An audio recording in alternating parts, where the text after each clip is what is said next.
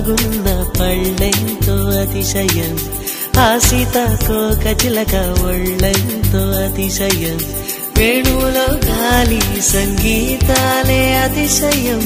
గురువెవ్వరు లేని కోయిల పాటే అతిశయం